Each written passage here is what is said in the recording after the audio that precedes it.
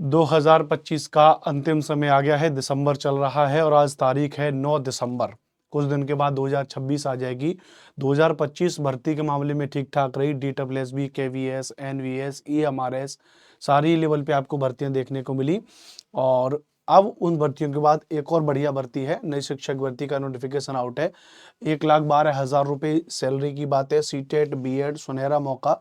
All state apply कर पाएंगे या नहीं कर पाएंगे, तो इस एक भर्ती के बारे में यहाँ पर जानेंगे। और तो शुरुआत कर लेते हैं बिना समय गंवाए एक्स्ट्रा। यह जो भर्ती है आपकी, यह UT administration of Dadra and Nagar Haveli and Daman Diu staff selection board. तो दमन दीव के अंतर्गत यानी जो केंद्र शासित प्रदेश होते हैं वहाँ पर भी अलग अलग वैकेंसीज निकलती हैं। और ऐसा नहीं है कि अलग अलग दूसरे राज्य से भर नहीं सकते हैं, आप सारे राज्य के विद्यार्थी इसमें फॉर्म को भर सकते हैं। सिलेबस क्राइटेरिया आपका लगभग वही बराबर होता है, जाकर के एग्जाम को पास करना है और नौकरी ले लेनी है। संक्षिप्त में मैं आपको यहाँ पर बताता हूँ कि यहाँ पे जो भर्ती है आपकी वो प्राइमरी स्कूल की भर्ती है प्लस अपर स्कूल टीचर यानी जूनियर की भर्ती है। महत्वपूर्ण बात यह है कि इंग्लिश मीडियम की भर्ती है, कोई भी भाषा का नहीं है। इंग्लिश मीडियम के स्कूल्स जो होते हैं उनमें भर्ती है, ध्यान रखना। प्रॉपर गवर्नमेंट के द्वारा ही सिलसिला है, कोई प्राइवेट या कोई कॉन्ट्रेक्चुअल नहीं है, बिल्कुल परमानेंट भर्ती है। कितनी कितनी भर्ती हैं, तो सबसे पहले तो आपको पता है कि अगर आपको प्राइमरी स्कूल टीचर बनना है, जिसको आप PST कहते हो, तो प्राइमरी स्कूल टीचर का मतलब क्या है, बात वही है कि 2 साल का आपने डिप्लोमा कर रखा हो, 50% आपके उसमें आपके 12th में रहे हो और आपका सीटेट का पेपर 1 क्वालिफाई हो। बस सिंपल सी बात यह है। तो सीटेट वालों के लिए कि एक अच्छी वैकेंसी हो जाएगी। दूसरी बात जो NCT के जो गाइडलाइन है। दूसरी बात, अपर प्राइमरी लेवल पे आप जाओगे तो आपका सीटेट का पेपर 2 क्वालिफाई हो, चाहे वो साइंस से क्वालिफाई है या आपका SST से क्वालिफाई है, जाहिर सी बात है उसमें भी आपका ग्रेजुएशन होना चाहिए प्लस आपका BEd होना चाहिए 50% के साथ में। तो ये तो आपकी नॉर्मल एलिजिबिलिटी है सभी के लिए। अच्छा, अब जो वैकेंसीज हैं उसमें कहा गया कि not exceeding 30 years, note upper age limit relaxable as per orders guideline issues by government from the time to time. जो गवर्नमेंट ऑफ इंडिया है, GOI मतलब गवर्नमेंट ऑफ इंडिया है, उसके द्वारा जो रिजर्वेशन दिया गया है कुछ कैटेगरीज को, जो रिजर्वेशन एज में या किसी में भी जो नॉर्म्स हैं उसके अकॉर्डिंग आपको आरक्षण दिया जाएगा।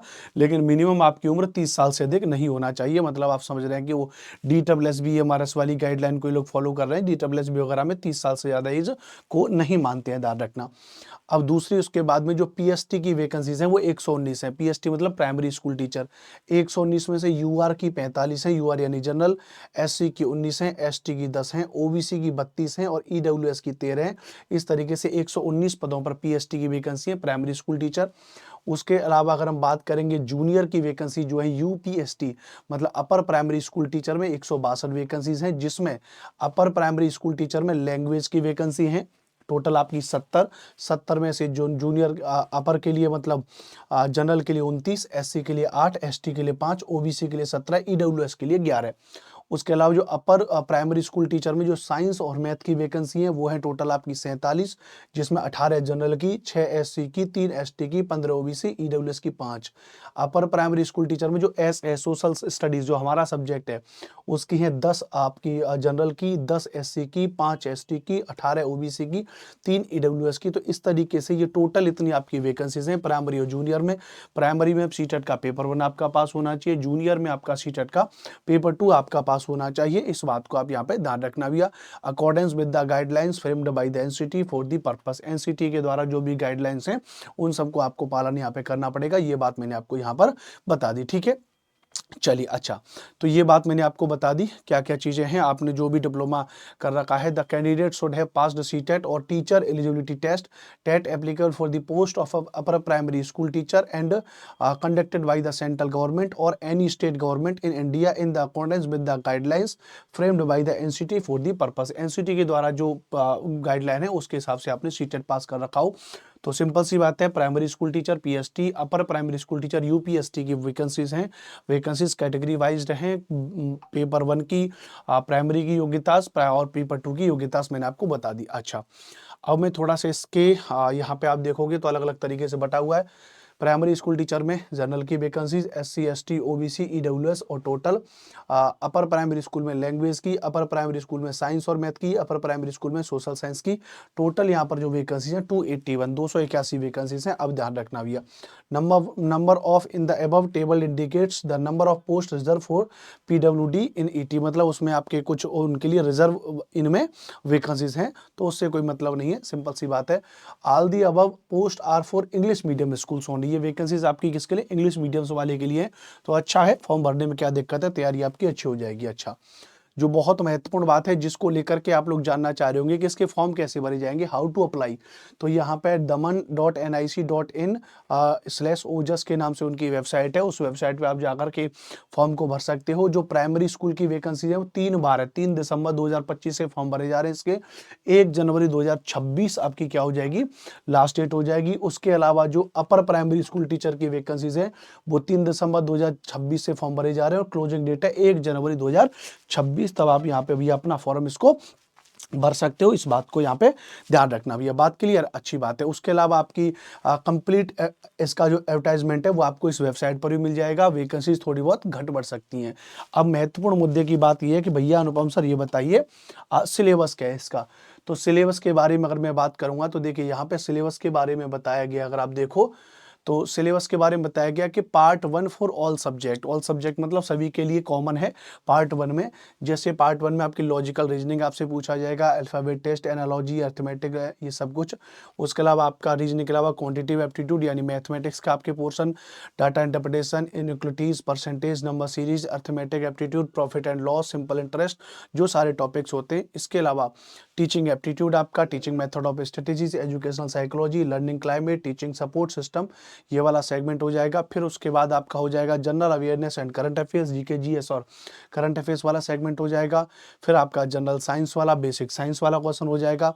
Any other question of miscellaneous nature may also be asked, जो उससे रिलेटेड क्वेश्चन है वो पूछा जा सकता है, तो ये सभी के लिए हो जाएगा। इसके अलावा जो पार्ट, इसके अलावा 6वें नंबर पर इसमें EVS भी है। इसके अलावा जो आपका पार्ट 2 है सब्जेक्ट वाइज है, तो सब्जेक्ट वाइज में अगर आप लैंग्वेज के टीचर बन रहे हो तो लैंग्वेज वाला पोर्शन आपका ऐड हो जाएगा। ये सारे टॉपिक्स हैं, इसको पढ़ लीजिएगा, है ना। साइंस का है तो साइंस का सिलेबस दे रखा है और मैथ का आपका पूरा सिलेबस दे रखा है पेपर 2 में साइंस मैथ का। उसके अलावा साइंस मैथ के बाद फॉर सोशल साइंस के लिए आपके source of history, beginning of human life, settled life, ancient towns, early state of political system India, in search of peace, Buddha and Mahavir, Maurya age, other rulers, Gupta age, other rulers, the glory of Bharatvarsh, the earth our habit, NCERT वाला पूरा का पूरा आपका syllabus दे रखा है। तो ये आपका यहाँ पे SST का भी आपका सिलेबस है। तो एक एक चीज मैंने आपको बता दी। Any other question from CBSE curriculum of classes 6 to 8 of may also be asked, मतलब आपसे पूछा जा सकता है। तो बस ये सारी बात यहाँ पर आपके लिए हो जाएगी। यानी प्राइमरी में अगर आप भर रहे हो 1 से 5 के लिए, तो जो और सब्जेक्ट है वो आपसे पूछा जा सकता है, EVS आपसे पूछा जा सकता है, ठीक है। जूनियर में आपसे कहा जाएगा तो जूनियर में भी आपसे यहाँ पर पूछा जा सकता है, ठीक है। तो ये सारी बात यहाँ पर आपके लिए हो गई, है ना।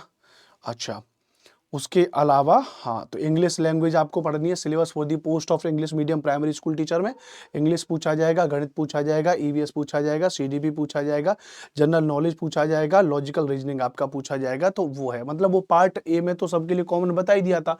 फिर प्राइमरी में आपके में EVS अलग से आ जाता है, CDP आपके लिए अलग से आ जाता है। तो पूरी बातें मैंने आपको बता दी। जानकारी अच्छी लगी होगी तो प्लीज़ चैनल को सब्सक्राइब करिएगा। मेरा नाम अनुपम भारद्वाज है, सोशल स्टडीज़ सब्जेक्ट्स पढ़ाता हूँ, एनवायरमेंट सब्जेक्ट्स पढ़ाता हूँ। आप मुझे यूट्यूब पर एनवायरमेंट यानी EVS by Anupam sir, social studies SST by Anupam sir के नाम से फॉलो कर सकते हैं। प्लीज सब्सक्राइब दिस चैनल, हमारे इस चैनल को सब्सक्राइब कर लीजिएगा। सारे मोस्ट इंपोर्टेंट वीडियोस लेक्चर्स मैं आपको इस चैनल पे प्रोवाइड करता रहता हूं। तो जय हिंद, वंदे मातरम, पढ़ते रहिए, मुस्कुराते रहिए।